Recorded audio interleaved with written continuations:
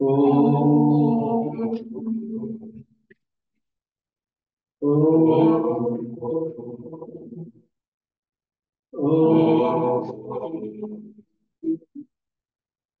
आपण मूल्यमापन सत्रासाठी जी प्रश्नपेढी तयार केली त्याचा पूर्वार्ध पाहिला आणि त्या प्रश्नांच्या अनुषंगाने चर्चाही केली.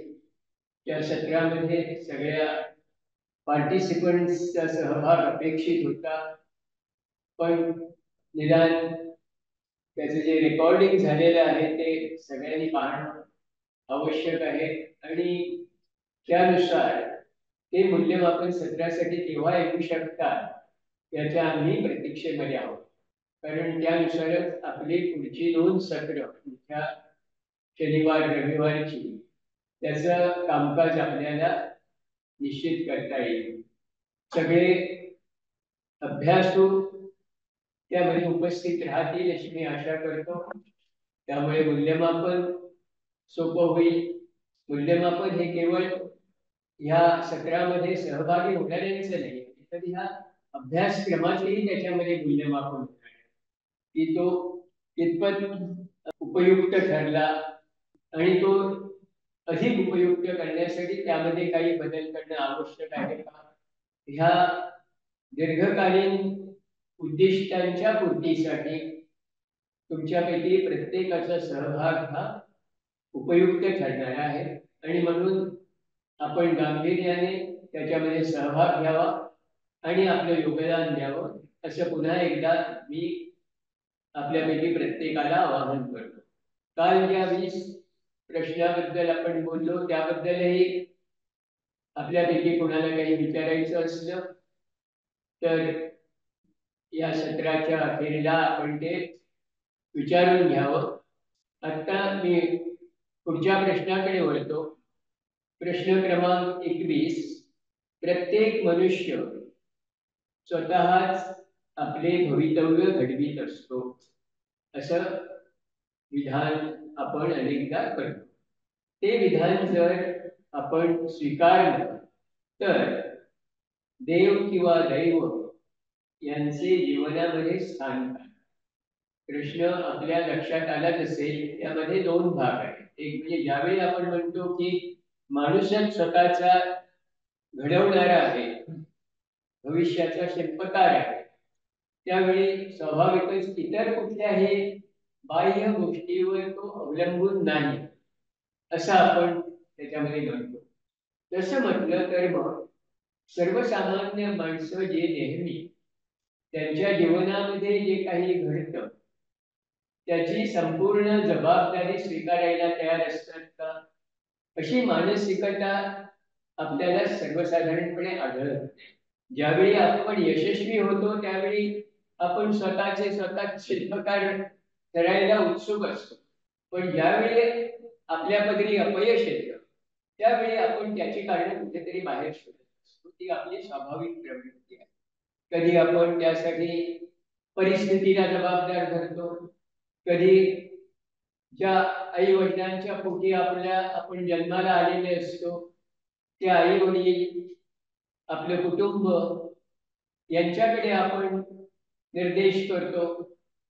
अनेकदा हेरिडिटी हाही फॅक्टर, अनुवंशिक काही गोष्टी आपल्यामध्ये आल्या आणि त्या आपल्याला प्रतिकूल ठरतायत अशा प्रकारे विचार करण्याची एक प्रवृत्ती सर्वसाधारण आपल्याला दिसते आणि मग त्यालाच आपण देवाची इच्छा किंवा नशीब, दैव अशा वेगवेगळ्या नावाने संबोधतो.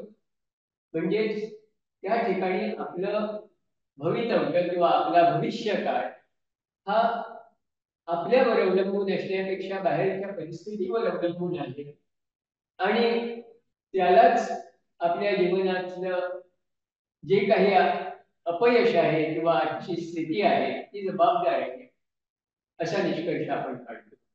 तर हा जो विरोधाभास आहे आपल्या दृष्टिकोनामधला तो आपल्याला दूर करायचा असेल तर निश्चितपणे आपण आपल्या भवितव्यासाठी कितपत जबाबदार राहू शकतो, आपली उन्नती, विकास, उत्कर्ष, उत्क्रांती ही पूर्णपणे आपल्या हातात आहे का?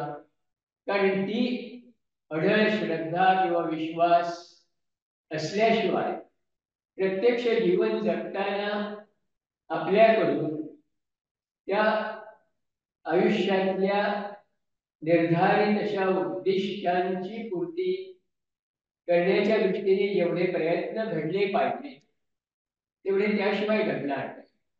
आणि जर आपल्याकडून पुरेसे प्रयत्न झाले नाही तर आपल्यामध्ये क्षमता आहे किंवा नाही याचीही कसोटी लागत.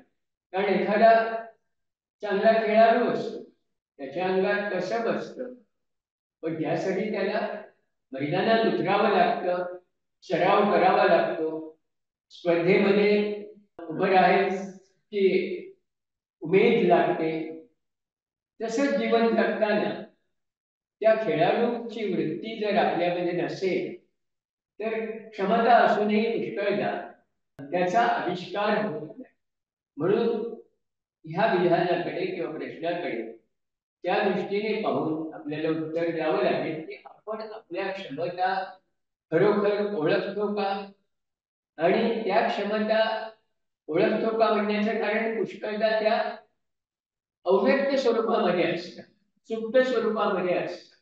आणि त्यांना जागृत करण्यासाठी आपल्याला प्रयत्न करणं आवश्यक असतं. आपल्यामध्ये तमोवृत्ती घालून देऊन आपल्याला थोडं कार्यक्षम राजस वृत्तीचं लक्षण आपल्यामध्ये जर लक्ष व्यक्त झालं तरच या सुप्त गुणाला चालना मिळू शकते. त्या दृष्टीने ह्या प्रश्नाकडे पाहिलं पाहिजे. त्यानंतरचा प्रश्न आहे प्रश्न क्रमांक 22. पाप आणि पुण्य म्हणजे काय? सुख दुःख मानवी उत्क्रांतीसाठी अटळ आणि आवश्यक आहे. बरेचदा आपण जीवन जगत असताना आपल्याला जो धार्मिक शिकवणीचा संस्कारांचा आपल्यावर जो प्रभाव असतो त्यामुळे मानवी वर्तनाची आपण ही पाप पुण्यामध्ये विभागणी केलेली असते आणि त्याची फलश्रुती ही सर्वसाधारणपणे मृत्यूनंतरच्या जीवनामध्ये आपल्याला मिळते. अशी विचारधारा ही सर्वसामान्यांना त्यांच्या जीवनामध्ये प्रत्येक गोष्टीकडे ती पापामध्ये मोडते का पुण्यामध्ये मोडते हे निकष लावण्याच्या वेळी उपयोगी पडते. बरेचदा मृत्यूनंतरची स्थिती ही आपल्याला स्वर्ग नरक ह्या पद्धतीनेही सांगितली जाते. जो पुण्य करतो तो स्वर्गात जातो, पाप करतो नरकात जातो. म्हणजेच स्वर्ग ही सुख देणारी आणि नरक ही दुःख देणारी स्थिती आहे. प्रत्यक्षात पुष्कळदा आपली अशी समजूत असते की पृथ्वी सोडून आपण कुठल्या तरी दुसऱ्या ठिकाणी जातो स्वर्गप्राप्तीसाठी किंवा नरक यातना भोगण्यासाठी. ज्यावेळी आपण आत्मविद्येचा अभ्यास करतो त्यावेळी आपल्या हे लक्षात येतं की ही कुठली ठिकाणं नाही आहे स्वर्ग किंवा नरक, तर ही स्थिती आहे, मृत्यूनंतरची प्राप्त होणारी स्थिती आहे.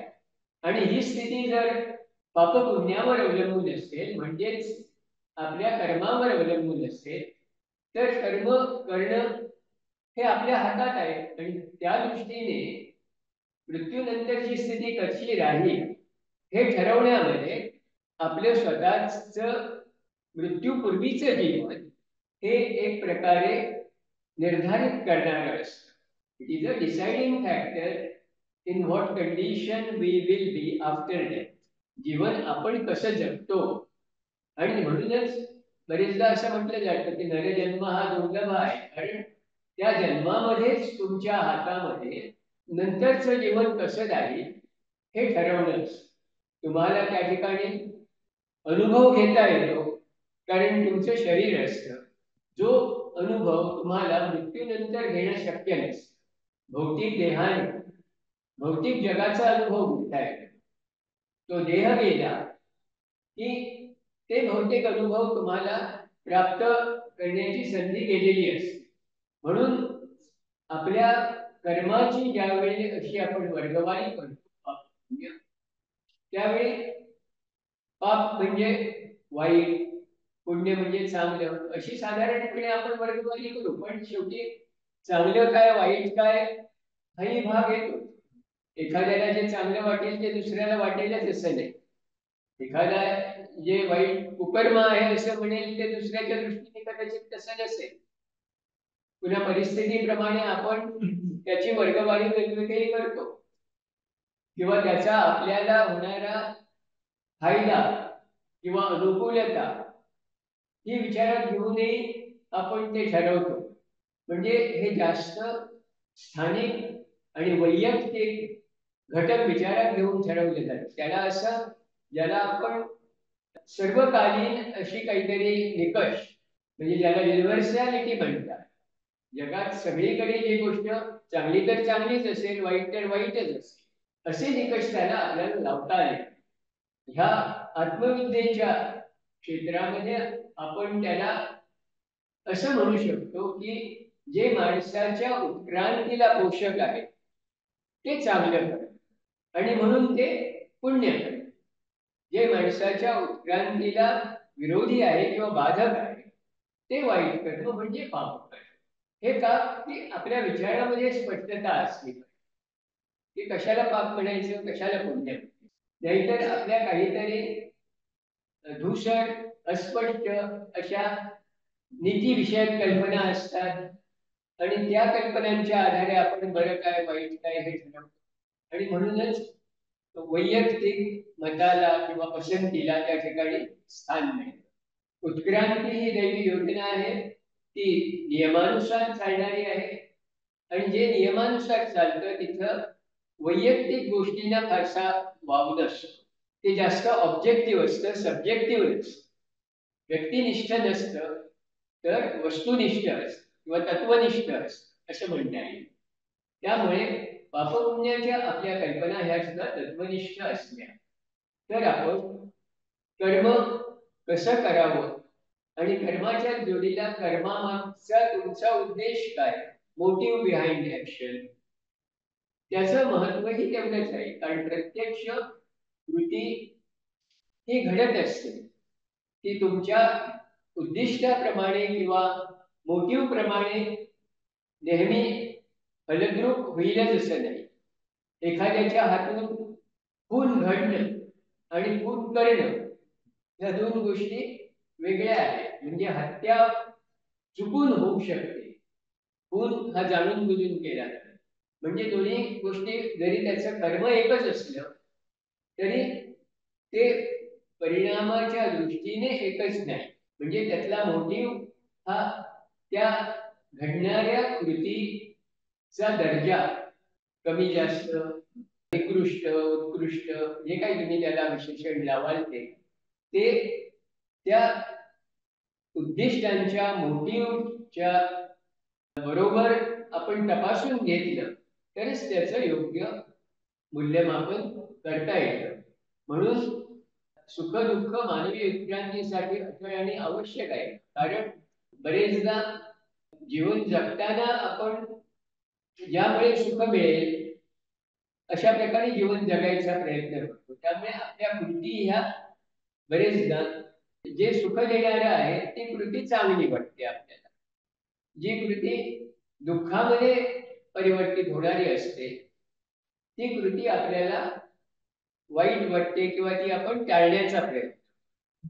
तर हा जो आपला चॉईस आहे, ही जी कर्म करताना साधक बाधकतेचा विचार करण्याची ही जी प्रवृत्ती किंवा हे जे निकष आहे ते जास्त वैयक्तिक स्वरूपाचे असले तर आपल्याला जीवन हे सुखाने जगण्यासाठी आहे ही कल्पना त्या ठिकाणी प्रभावी ठरण्याची ठरते.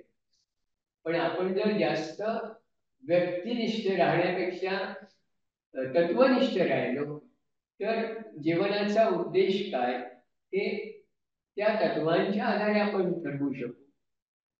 उत्क्रांती ही आपला भविष्य काळ ठरवणार असेल तर उत्क्रांतीच्या अखेरीला आपल्याला काय साध्य करायचंय हे आपलं उद्दिष्ट राहील आणि ते साध्य करण्यासाठी जे जे उपयुक्त आहे, पूरक आहे, ते योग्य कर्म आहे असं आपल्याला म्हणता येईल.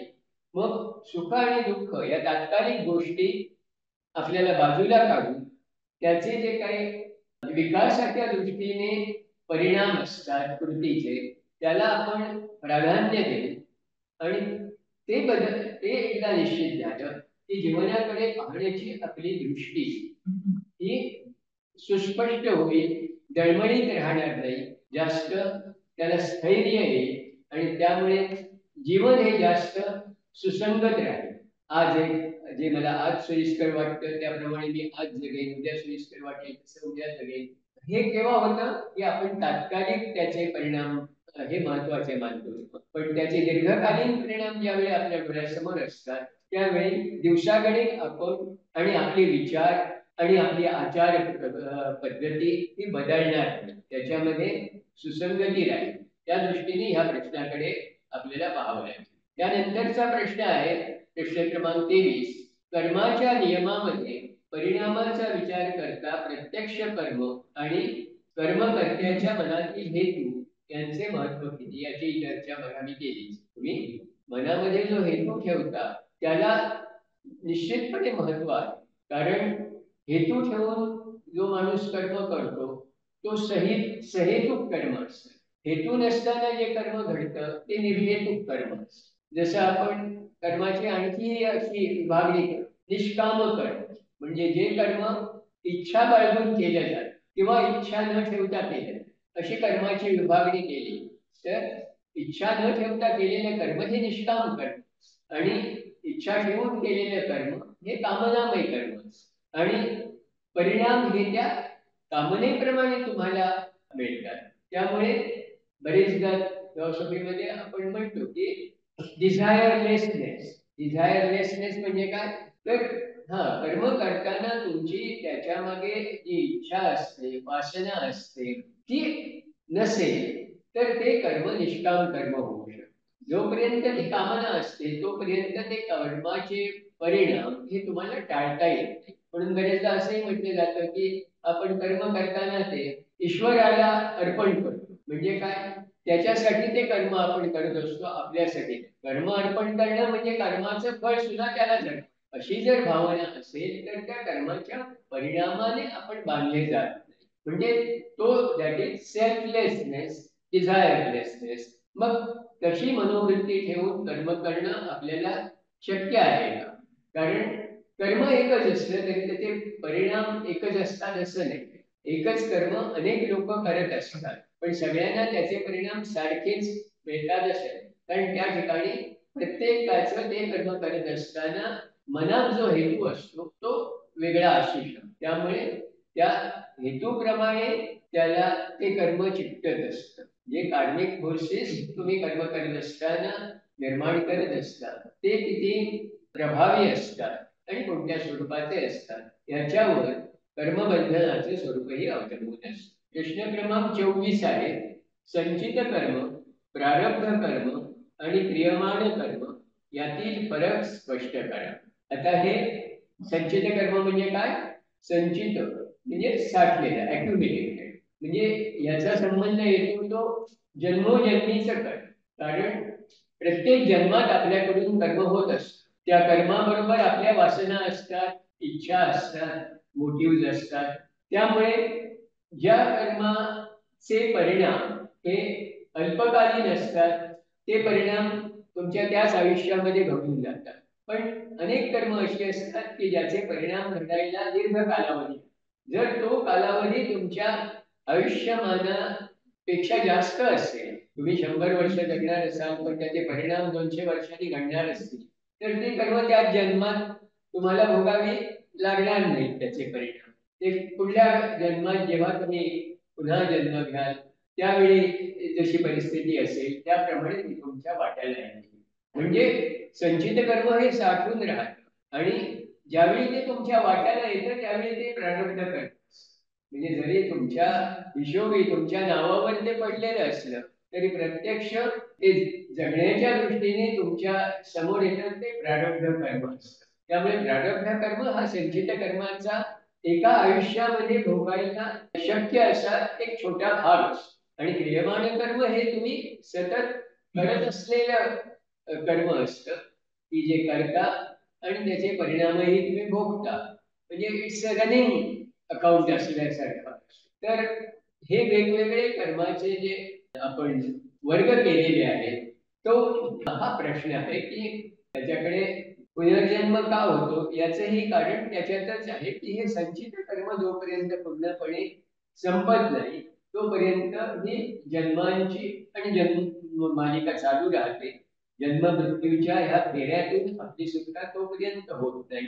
म्हणून कर्म करताना आपण ते किती निर्घृतपणे करतो, निष्कामपणे करतो, ईश्वराच्या नावाने करतो, आपण केवळ साधन मात्र आहोत असं समजून करतो, त्याचं कर्तेपण स्वतःकडे न घेता करतो, त्या प्रमाणात कर्माच्या बंधनापासून आपण मुक्त राहण्याची शक्यता वाढत जाते. जोपर्यंत आपण त्याच्यामध्ये पूर्णपणे गुंतलेले असतो, जोपर्यंत त्याची फलाशा ही आपल्याला व्यापून राहिलेली असते तोपर्यंत ते फळ प्राप्त होईपर्यंत तुमचं त्याच्याशी जे बंधन जुळलेलं असतं ते कधी सुटत नाही. ह्या जन्मात नाही तर ज्या जन्मात त्या फळाची तुम्ही प्राप्ती करण्याच्या परिस्थितीत याल त्यावेळेपर्यंत तुम्ही त्याच्याशी एक प्रकारे साखळ दंडाप्रमाणे बांधलेले राहता. तर ही कर्मबंधनं त्याच्यापासून मुक्त होतं हे लिबरेशन आहे. तर ते लिबरेशन तेव्हाच प्राप्त होईल ज्यावेळी सगळ्या संचित कर्माचा भोग भोगून तुमचा पूर्ण झालेला असेल. त्यानंतरचा प्रश्न आहे जुने कर्म भोगून संपवीत असताना नवीन कर्म निर्मिती थांबवणे शक्य आहे. कारण हे एक विशेष सायकल आहे. तुम्ही पूर्वीचं कर्म भोगून संपवण्याचा प्रयत्न करण्यासाठी जे कर्म करता ते कर्म करताना पुन्हा नवीन याची निर्मिती होत. म्हणजे तिथं विवेकपूर्ण कर्माची खरी गरज आहे की आपण जे कर्म करतोय त्याचे भावी परिणाम काय होतील ते आपल्याला बंधनकारक राहता नये तर ते कर्म कशा प्रकारे आपल्याला करावं लागेल ते कर्म करणं आवश्यक आहे का अनावश्यक आहे. कित्येकदा कर्म न करून सुद्धा आपण कर्म करत असतो म्हणजे कर्मासाठी जबाबदार ठरत असतो. जसं जे कर्म करणं आवश्यक आहे ते कर्म टाळल्यामुळे त्याचे परिणाम तुम्ही टाळू शकत कारण कर्म टाळण्याची जबाबदारी तुमच्यावर त्या ठिकाणी तुम्ही ओढवून देता. माझी जबाबदारी आहे की मी कुटुंबाचा किंवा कुटुंब प्रमुख म्हणून मी कुटुंबाची तरतूद केली पाहिजे. पण मला अध्यात्माचं आकर्षण आहे म्हणून मी कुटुंबाला वाऱ्यावर सोडून अध्यात्माला वाहून घेतलं. म्हणजे या ठिकाणी जे माझं कर्तव्य आहे ते कर्तव्य मी सोडून दिलं. म्हणजे कर्तव्य सोडून देणं ही एक प्रकारची कामचोरपणा आहे आणि म्हणजे तो दोषच आहे आणि त्यामुळे ते दूषित कर्म आहे आणि म्हणून त्या दूषित कर्माची जबाबदारी मी माझ्यावर घेतली.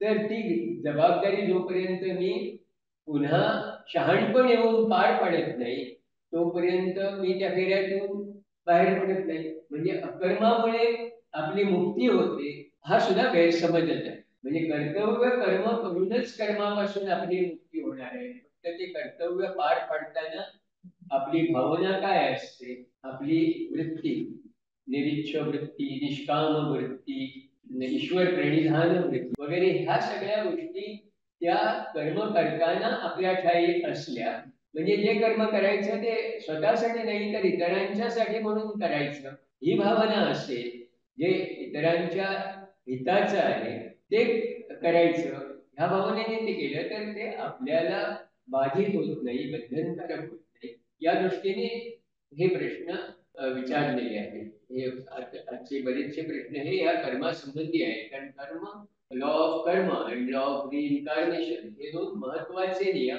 आपल्या ह्या आत्मविद्येच्या अभ्यासक्रमामध्ये समाविष्ट केलेले आहेत. मृत्यूनंतरचे जीवन हाही एक भाग आहे कारण हा अनिवार्य असा आपल्या अस्तित्वाचा भाग आहे. का पृथ्वीवरचं जीवन हा आपल्या अस्तित्वाचा भाग असतो. तितकाच मृत्यू झाल्यानंतरचं जे जीवन आहे ते सूक्ष्म लोकातलं आहे, भूलोकातलं नाही. तर तेही महत्वाचं आहे. आणि ते महत्व जर आपल्याला जिवंत असताना लक्षात आलं तर आपण जीवन त्या दृष्टीने जगायला सुरुवात करतो.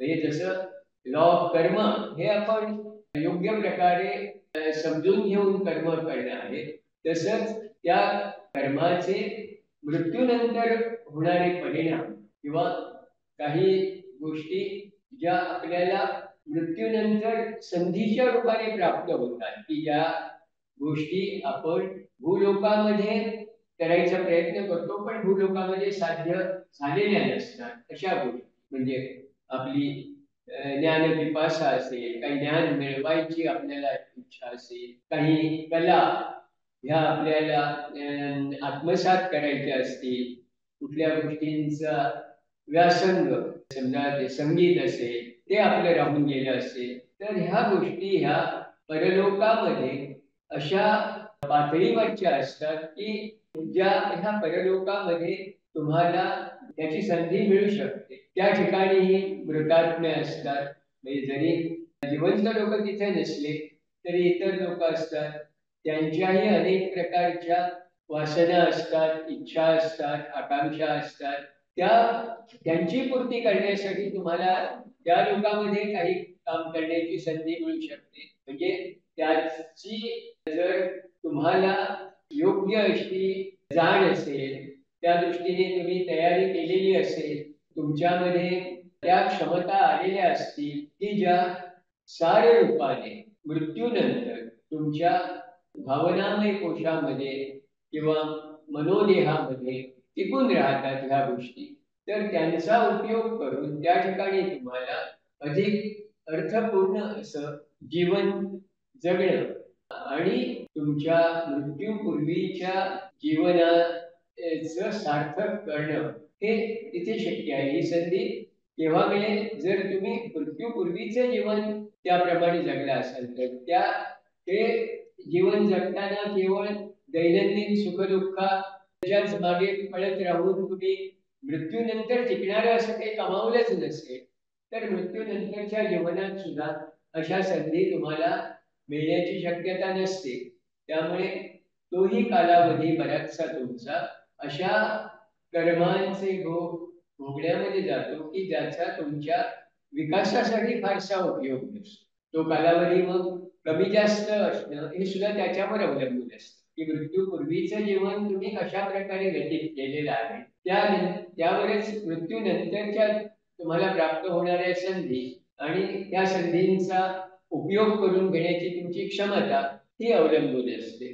त्यानंतरचा प्रश्न आहे, स्थूल देहाच्या मृत्यूनंतर वासना देहाचे काय होते? आता हा माहितीचा भाग आहे बऱ्याचसा. म्हणजे आपल्याला माहिती आहे की स्थूल देहाचा मृत्यू झाल्यानंतर आपला जो प्राणमय कोश असतो, एथेरिक डबल, तो काही काळ अस्तित्वात असतो, नंतर तोही नाहीसा होतो. म्हणजे हे स्थूल देह आणि प्राणमय कोश हे दोन्ही नष्ट झाल्यानंतर आत्म्याच्या बरोबर राहतात ते कुठले देह? तर वासना देह, मनोदेह आणि कारण देह. तर त्या देहांचं स्वरूप कसं असतं किंवा तुम्हाला त्या ठिकाणी जी काही अनुभूती असते ती कोणत्या प्रकारची असते? समजा तुम्ही मृत्यूपूर्वीच्या जीवनामध्ये वासनामय जीवन जगला असेल, तर त्या वासना भोगण्याचं जे साधन आहे तुमचं स्थूल शरीर, ते आता तुम्हाला नाही, पण वासना आहे. मग काय होईल? म्हणजे वासनांची पूर्ती व्हावी असं वाटत असतं, पण पूर्ती करायला आपल्या हातात साधन नसतं. एखादा दारुडा असेल, रोज पेग मारल्याशिवाय त्याची रात्रच जात नाही, त्याला झोप येत नाही, मन नुसतं विचारांनी भरून गेलेलं असतं. मग तो जातो वृत्त्यात कुठेतरी गटारात पडतो, चालू असतो त्याचं. आता हे जोपर्यंत देह आहे तोपर्यंत होऊ शकतं, त्या देह नसल्यावर काय? मग असे जे असतात मृतात्मे, त्यांची स्थिती किती हलाखीची होत असेल याची कल्पना करू शकाल तुम्ही. समोर तहान लागलेली आहे, पाणी दिसतंय पण पाणी पिता येत नाही, तुम्ही किती जास्त कासावीस व्हाल तशी स्थिती त्या माणसाची असते. मग तो काय करतो, दुसऱ्याच्या हातात सुद्धा लोटा उडून घेण्याचा प्रयत्न करतो, म्हणजे स्वतःच नाही तर दुसऱ्याचं. मग अशा आत्मे हे दुसऱ्यांच्या शरीराचा वापर करायचा प्रयत्न करतात आणि आपली तृष्णा, आपली वासना शमवण्याचा प्रयत्न. म्हणजे ही किती तशी पाहिली तर वाईट स्थिती आहे. त्याचं कारण तुम्ही नको त्या गोष्टींच्या सवयी लावून घेतल्या, त्या सवयी थोड्या चांगल्या लावल्या असत्या तर मृत्यूनंतरचं जीवन किती चांगलं गेलं असतं. नरक स्वर्ग ह्या ज्या कल्पना आहेत त्या ह्या काढून पाहिल्या तर लक्षात येतं नरक कशाला म्हणायचं, स्वर्ग कशाला म्हणायचं. खरं सुख किंवा दुःख जे मृत्यूनंतरही टिकून राहतं, पण म्हणजे सध्या जोपर्यंत देह आहे तोपर्यंत त्याचं महत्व आपल्याला खरं लक्षात येत नाही बरेच, की त्या देहाचा आपण दुरुपयोग कसा करतोय. तर हे जर पुढचे परिणाम माहिती असले तर मनुष्य हा त्याचं सध्याचं वर्तन योग्य राहील ह्यासाठी दक्ष राहतो.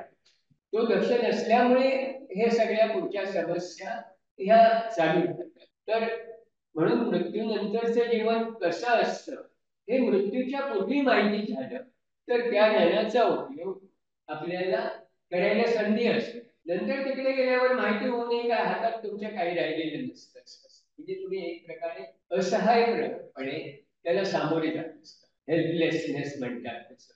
इथं जोपर्यंत आहात तोपर्यंत तुमच्या हातामध्ये त्याच्यामध्ये बदल घडवण्याची शक्यता असते. आणि म्हणून हे ज्ञान आपण आत्मसात करायचा प्रयत्न केला पाहिजे, इतरांनाही देण्याचा प्रयत्न केला पाहिजे.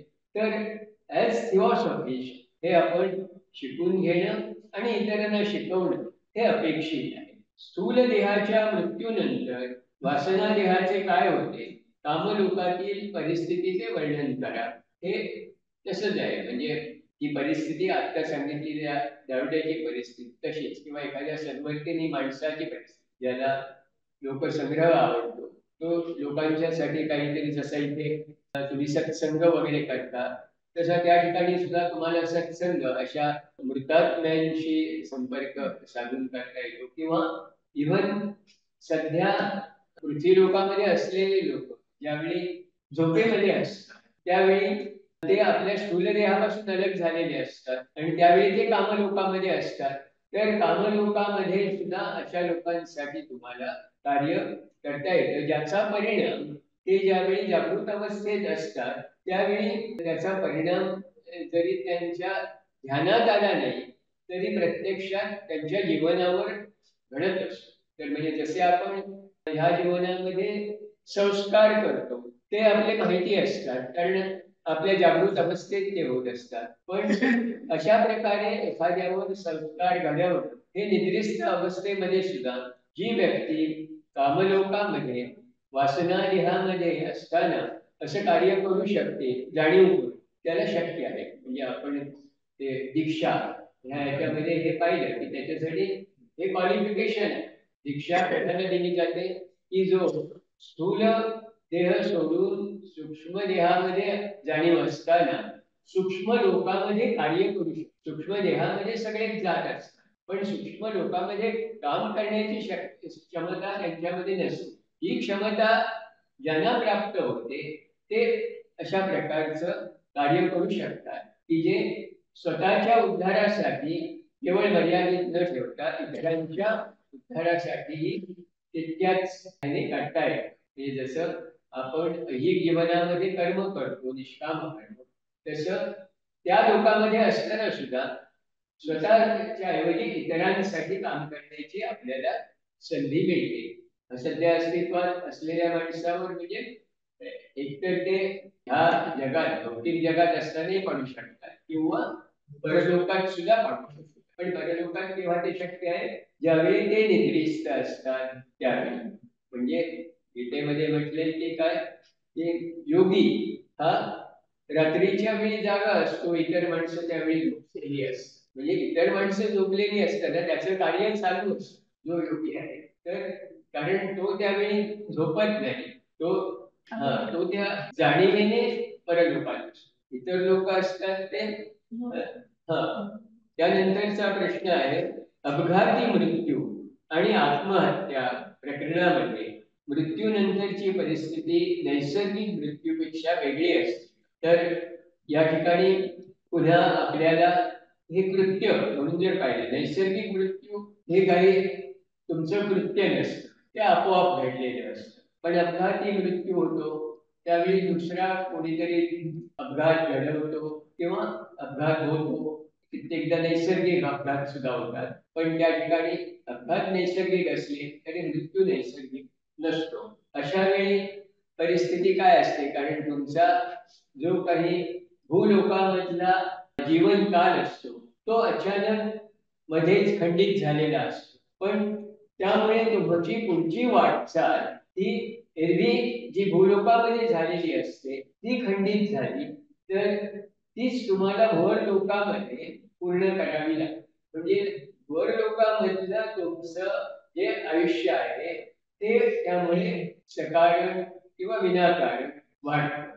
म्हणजे त्या ठिकाणी तुम्हाला दीर्घकाळ एक प्रकारच्या इन स्टेट ऑफ सस्पेन्शन असल्यासारखं राहतं. जसं आपण भूलोकामध्ये कोमामध्ये गेलेल्या माणसाची स्थिती असते, त्या लोकांमध्ये असून तो नसल्यासारखा. तसं ही माणसं भूर लोकांमध्ये असली तरी त्यांची जाणीव त्या ठिकाणी जागृत झालेली नसते. म्हणजे एक ठिकाणी ते त्या जशी ही माणसं कोमामध्ये असतात तशी तिथं त्याच्याशी तुलना करता येईल अशा स्थितीमध्ये त्या ठिकाणी दीर्घकाळ राहतात किंवा त्यांना ज्या गोष्टीसाठी त्यांनी समजा आत्महत्या केली असेल तर तो पुन्हा वेगळा भाग असतो की जी गोष्ट टाळण्यासाठी म्हणून त्यांनी आत्महत्या केली असते त्याच्यापेक्षाही अधिक त्रासदायक क्लेशकारक अशा परिस्थितीला त्याला तोंड द्यावं लागतं. म्हणजे भीक नको पण कुत्रा आवर असं आपण म्हणतो तशी स्थिती होते ती. आगीतून फोफाट्यात म्हणतो तशी स्थिती होते. म्हणजे एक गोष्ट टाळण्यासाठी म्हणून तुम्ही त्यापासून दूर जाता पण त्याच्यापेक्षाही भयानक अशा स्थितीमध्ये तुम्ही जाऊन पडता. तर ती स्थिती या बाबतीत होऊ शकते. म्हणून आजकालच्या जमान्यात विशेषतः हे फार वाढलंय की बारीक सारीक गोष्टीसाठी लोक आत्महत्या करतात. कोणी आरक्षणासाठी म्हणून आत्महत्या करतो, कोणी परीक्षेतल्या याला आपण पास होणार नाही या भीतीने जबरदस्त करतो. म्हणजे पास होण्यासाठी प्रयत्न करायचे आणि नंतर काही केलं तर त्याला काहीतरी कारण. पण कित्येक लोक त्या परिस्थितीलाच सामोरे जायला तयार आहेत. परीक्षेला बसायचं नको त्यापेक्षा परीक्षेच्या अगोदरच हे किंवा कोणाचा प्रेमभंग होतो त्यासाठी तो करतो. जसं काय त्याच्याशिवाय दुसऱ्या आयुष्याला काही पर्यायच नाही म्हणून आयुष्यच संपून टाकतात. ही एक जीवनातली एक घटना आहे. अशीच दुसरी घटनाही घडू शकते. अनेक वार ते येऊ शकतं. एक संधी हुकली दुसरी संधी मिळू शकते. अशासारखा विचार करण्याची क्षमताच ही माणसे गमावून बसलेली असतात. दुसरा काही पर्याय नाही. We have come to the dead end असं त्यांना वाटतं आणि तिथून ते कड्यावरून उडी मारल्यासारखं जीवन जगतात. तर ही परिस्थिती ही सुटका करणारी नाही, ही भयावह हे जाणवलं पाहिजे. तर हे असे प्रकार टळू शकतील किंवा इतरांना ते टाळायला आपण कदाचित सहाय्यभूत ठरू शकू. म्हणून ह्या सगळ्या ज्ञानाची आवश्यकता आहे. त्यानंतरचा प्रश्न आहे मृत्यूनंतर शोक करणे योग्य आहे का? ही एक पुन्हा एक आपली समाजामध्ये सर्वत्र आढळणारी घटना आहे. की मृत्यू झाला की शोक कळावस. कित्येक ठिकाणी तर लोक रडायला आणले जातात. बोलायची आणि रडाया म्हणजे हा तो एक विधी असल्यासारखा सुद्धा केला जातो आणि कोणी रडलं नाही तरी त्याला रडायला लावतो. म्हणजे हे हास्यास्पद आहे पण हे आहे. पण ह्याची दुसरी बाजू ही आहे की त्याचा त्या मृतात्म्याला काहीही फायदा नसतो. उलट त्याच्या दृष्टीने ही परिस्थिती त्याच्या पुढच्या प्रवासाला बाधक असते, त्याला रोखून ठेवणारी असते. कारण एक प्रकारे आपण त्यालाच त्याचे पाय पकडून ठेवून तू जाऊ नको म्हणून सांगण्यासारखं आहे. त्याची वाटचाल थांबवण्यासाठी त्याला प्रेमपाशामध्ये बंधनामध्ये अडकून ठेवण्यासाठी. अरे माझ्या बायकोला माझ्या मुलाबाळाला माझ्या ह्याना त्यांना मी सोडून कसा जाऊ असा प्रश्न त्याच्या समोर पडला तर त्याने ज्या मार्गाने आपला प्रवास चालू ठेवणं आवश्यक असतं त्या मार्गाने चालणं त्याला आपण मुश्किल करून टाक. कारण तो मार्ग कुठला असतो की जीव शरीरापासून मोकळा होणं आवश्यक असतं. पण तो जीवन जर शरीरामध्ये अडकून राहिला तर तो मोकळा कसा होणार? म्हणजे नको ते बंधन आपण आणखी घट्ट आवळून ठेवू. ते बंधन त्याला यातनाकारक असतं हे आपल्या लक्षात येत नाही. त्याच्या बंधनाशिवाय आपण मोकळे वाऱ्यावर पडू ह्या भीतीपोटी आपण ते जास्त करत असतो, त्याच्या काळजीपोटी करत. तर हे केवळ अज्ञानामुळे जास्त, हे अज्ञान दूर होणं आवश्यक असतं. म्हणून आता लेखविटर आपण या अड्याळीच्या काल सांगितलं त्यांना दुःखी कुटुंबियांचा उद्धार करता वगैरे अशा नावाने ओळखले जाते. कारण त्यांनी ते पुस्तक मी वाचलं असेल कदाचित, की मृत्यूनंतर शोक करणाऱ्या कुटुंबियासाठी म्हणून त्यांनी लिहिलेलं आहे. आणि त्याच्यात त्याने असा शोक करण्यामुळे काय होतं हे आपण कशा प्रकारचं वातावरण त्या भूतात्म्याच्या अवतीभोवती निर्माण करतो. आणि त्या कारण thoughts have thought forms and thought currents. तर ते थॉट फॉर्म्स आणि ते थॉट करंट्स हे एक प्रकारे तुमच्या मार्गामध्ये अडथळा बनून राहतात. चांगले विचार तुम्ही करता त्यावेळी ते थॉट्स हे तुम्हाला प्रेरक ठरू शकतात, प्रकाशदायी ठरू शकतात. इतर वेळी ते तुम्हाला बांधून टाकणारे ठरतात, अंधारात लोटणारे ठरतात, निराशाजनक असतात. तर मग आपण नेमकं काय इच्छा करतो त्या भूतात्म्याच्या बाबतीत, आणि जे आपण प्रत्यक्ष करतोय ते आपल्या इच्छेला धरून आहे का, हा विवेक जागृत करण्यासाठी ते लेखविद्यार्थ्यांनी जे लिहिलंय ते वाचणं आवश्यक आहे. आणि तेच ह्या प्रश्नामध्ये विचारलेलं आहे की मृत्यूनंतर शोक करणे योग्य आहे का, मृतात्म्याच्या हितचिंतकाने त्याच्या हितासाठी काय करणे आवश्यक, त्याला पोषक काय आहे त्याच्यासाठी तुम्ही परमेश्वरापाशी प्रार्थना करा, याचा पुढचा प्रवास सुखाचा हो, याला प्रतिकूल परिस्थितीला तोंड द्यायला बळ दे, आणि आम्हालाही त्याच्यासाठी त्याच्या इच्छापूर्तीसाठी जे करणं शक्य आहे ते करण्याची शक्ती दे, सामर्थ्य दे. अशा प्रकारे विचार करणं हा एक भाग असू शकेल. पण छाती ठोकटून रडणं, ओरडणं, त्याचं प्रदर्शन करणं आणि लोकांना दाखवण्यासाठी का आपल्याला हे करायचं असतं का की मला शोक झालाय, म्हणजे एखादा तो शोक कुठेतरी आतल्या आत सहन करत असेल आणि गप्प राहिला असेल तर त्याला सुद्धा हलवून जागं करणं आणि तो शोक का करत नाही याची चिंता करणं, ह्या ज्या प्रवृत्ती आहेत त्या प्रवृत्तीपासून दूर होणं आवश्यक आहे. आणि त्या मृतात्म्याचा पुढचा प्रवास, पुढचा मार्ग हा आपला जितका अडचणीपासून दूर करता येईल तेवढा करायचा प्रयत्न त्याच्या नातेवाईकांनी केला पाहिजे. विशेषतः ज्या नातेवाईकांशी तो मृतात्मा अत्यंत निकटचे संबंध ठेवत होता त्यांच्या बाबतीत हे जास्त लागू आहे. कारण ती बंधनं त्याला अडकून ठेवायची असते. नंतरचा प्रश्न असा आहे त्याच स्वरूपाचा आहे. तो आत्मविद्येच्या दृष्टिकोनातून स्वर्ग नरक म्हणजे काय, मृतात्म्यांचे तेथील अस्तित्व आणि अनुभव यांचे थोडक्यात वर्णन करा असं एक आहे. तर तो म्हणजे त्या ठिकाणी मनाने सांगितल्याप्रमाणे व्यासंग वगैरे असतील त्याला पूरक अशा संधी तुम्हाला त्या ठिकाणी मिळू शकतात. म्हणजे विशेषतः स्वर्ग लोकांमध्ये त्याच्या अगोदरचा जो लोक आहे त्या ठिकाणी तुमच्या बऱ्याचशा ज्या काही चुकीच्या गोष्टी असतात त्या गोष्टीसाठी तुम्हाला तिथं शिकणं हे त्या ठिकाणी होतं की तुम्ही ज्या चुका केल्या असतात त्या चुका त्या ठिकाणी तुम्हाला हे करावे लागतात. त्यांच्यासाठी एक प्रकारचं तुमचं ते त्याची जाणीव तीव्रतेने तुम्हाला करून देऊन त्या चुकांचं परिमार्जन करण्यासाठी पुढे असतो. तर चांगल्या गोष्टी ज्या तुम्ही केल्या त्याच्या याच्यासाठी स्वर्ग लोक असतो. तसे सर्वसाधारणपणे त्याचं विभाजन मृत्यूनंतरचे जीवन आहे त्याचं करता येईल. त्याचा लॉंग टर्म इफेक्ट हे दोन्ही देह ज्यावेळी नष्ट होतात, म्हणजे पहिल्यांदा तुमचा वासनामय देह हा जातो, त्यानंतर तुमचा मनोदेह हा जातो, ज्याला स्वर्ग आपण म्हटलं फिलॉसॉफीमध्ये त्याला देवकाल किंवा देवछान असं म्हटलेलं आहे. तर म्हणजे त्याची वर्णनं वगैरे याच्यात आहेत पण त्याविषयी मी काही फारसं कोर्समध्ये काही घेतलेले नाही. त्याचे वेगवेगळ्या प्रकारे त्यांनी त्यांच्या क्लेअरव्हॉइंट विजनला सगळं कसं दिसतं वगैरे हे त्या ठिकाणी त्यांनी सांगितलेलं आहे.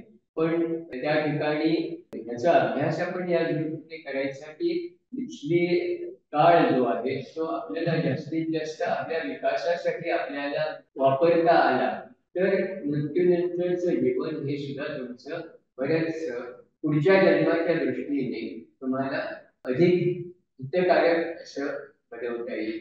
त्याचं जर अज्ञानच असेल तर बरेचदा ते समजून घेण्यातच तुमचा जास्त काळ वाया जातो. जसं इथं सुद्धा तेच आहे, जिथं आपण एखाद्या अनोळखी ठिकाणी असलो की तिथली ओळख करून घेण्यातच आपला जास्त वेळ जातो, श्रम होतात आणि अडचणी शिकार असतात.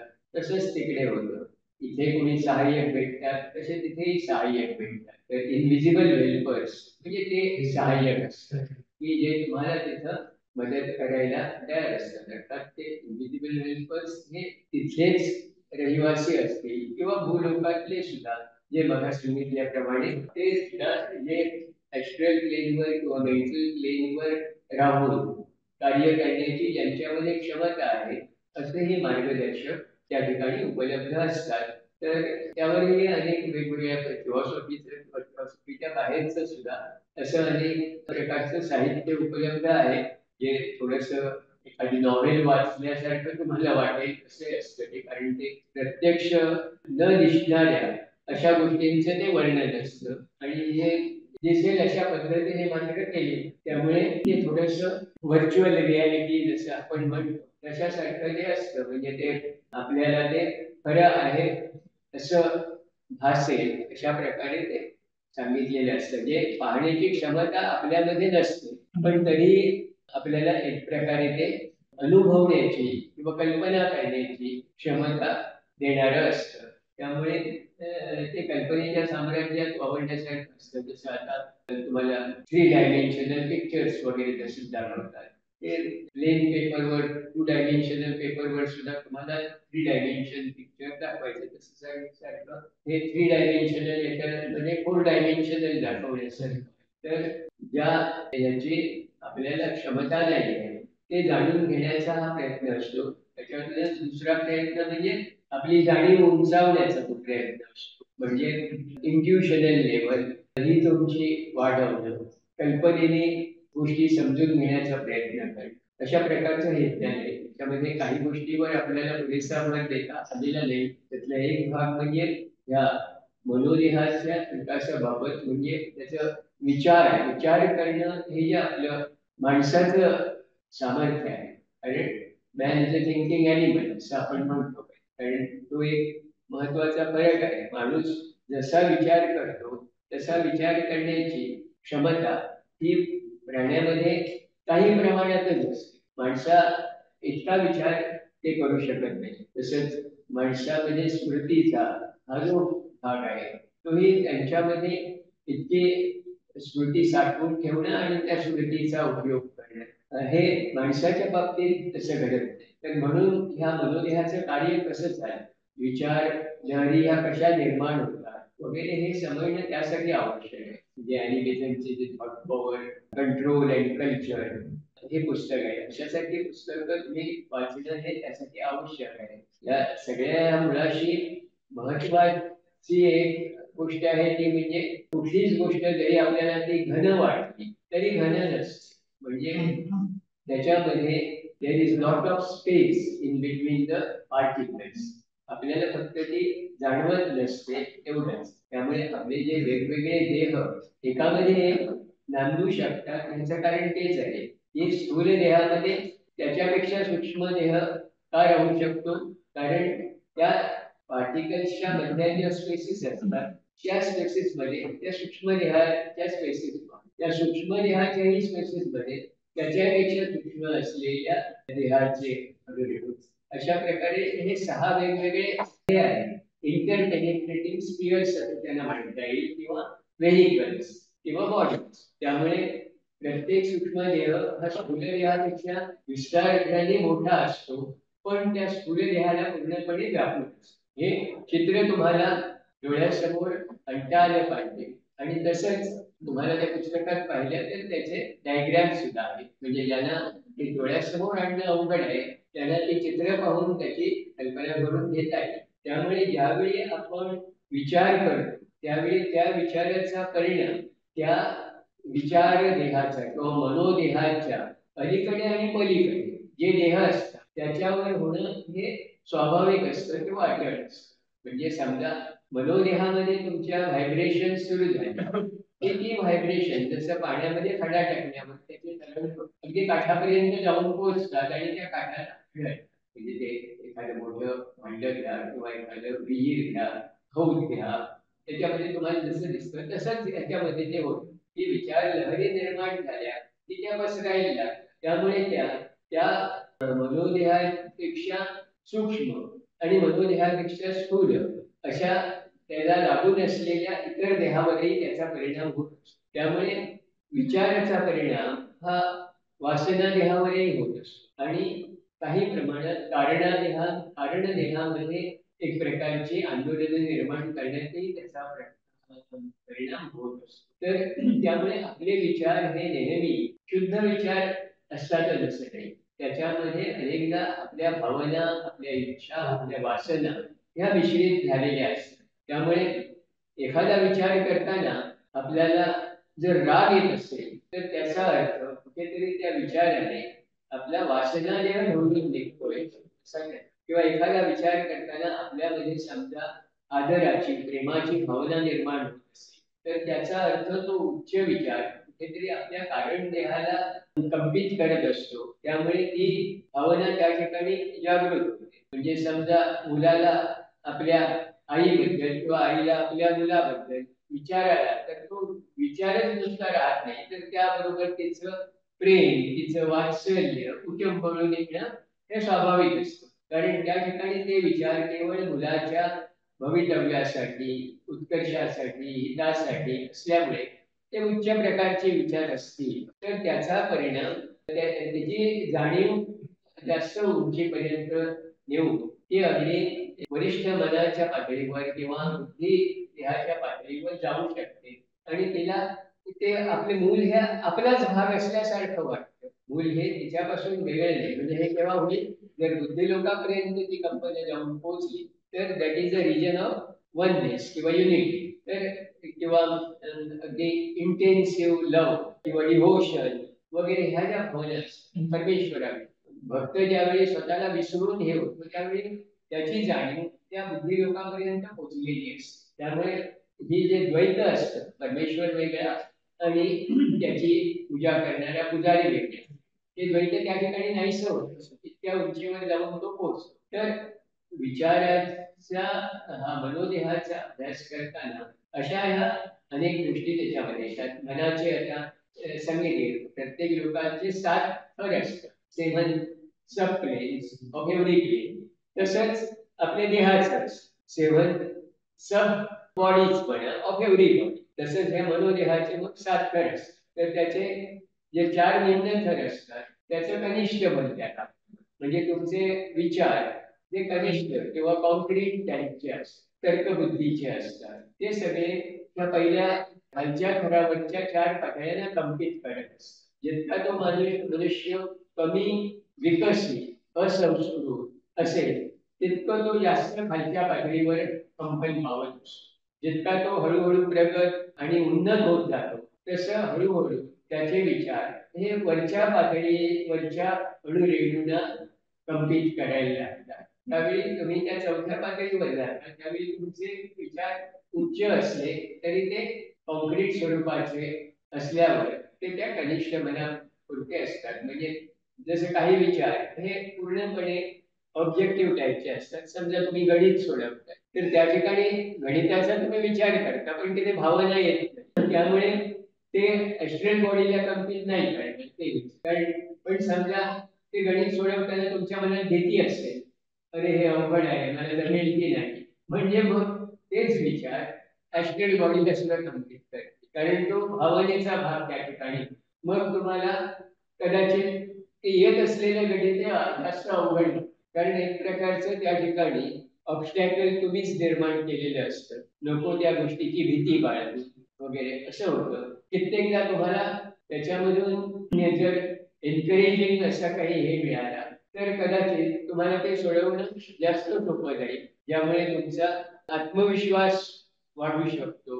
असं तर हे लक्षात घेतलं पाहिजे की आपली ही जी देह आहे ते केवळ त्याचं जे महत्वाचं कार्य आहे ते करत असताना जे त्याच्या जवळच्या निगडीत देहाचं कार्य आहे त्या कार्यालाही कमी जास्त प्रमाणात प्रभावित करत असतात. ते आपल्याला केव्हा टाळता येईल? यावेळी आपल्या या देहांवर आपलं नियंत्रण प्रस्थापित व्हायला लागेल. त्यावेळी गणित सोडवायचे ना, मग गणिताचाच विचार करायचा. म्हणजे कुठल्या भावना येता कामा नये किंवा दुसरं काही करायचंय त्याचाही विचार येता कामा नये.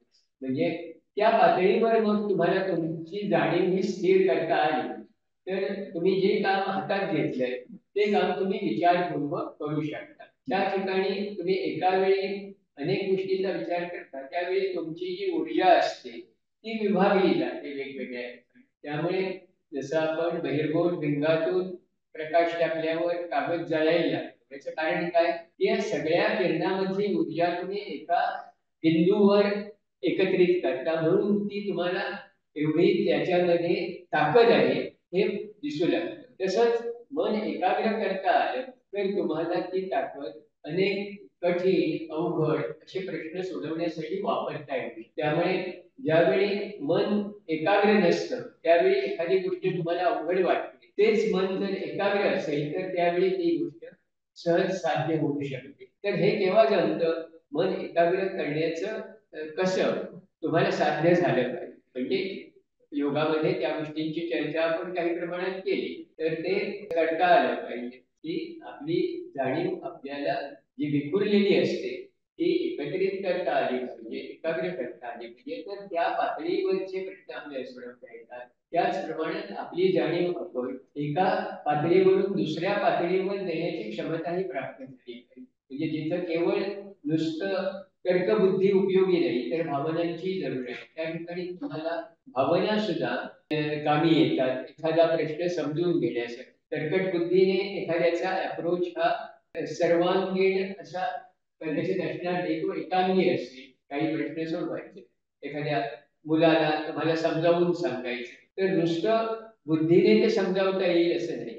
तर मुलाची भावनिकता काय आहे हे तुम्हाला ओळखून त्याला तो धीर देऊन कॉन्फिडन्स देऊन त्याच्या पातळीवर जाऊन त्याला ते समजावता आलं तर म्हणजे त्या ठिकाणी भावना आणि तुमची इंटेलेक्ट या दोन्ही गोष्टींची सांगड तुम्हाला घालता आली पाहिजे. म्हणजे तुमची जाणीव त्या ठिकाणी तुम्हाला मनोदेहाच्या पातळीवर आणि भावना देहाच्या पातळीवर ही नेता आली तर तुम्ही दुसऱ्यांना अधिक चांगल्या प्रकारे समजून घेऊन एखादी गोष्ट त्यांना शिकवू शकता. म्हणजे मॉन्टेसरी टीचर असेल एखादी तर तिला मुलाची ही जर सायकोलॉजी मानसशास्त्र समजलेलं असेल तर तिला विषय सुद्धा चांगल्या प्रकारे शिकतो. उलट त्याच ठिकाणी दुसरा एखादा बुद्धिमान शिक्षक असतो जो पंडित आहे त्या विषयात पण तो मुलाची मनस्थिती समजू शकत नसेल तर त्याला ते समजावता येणार नाही.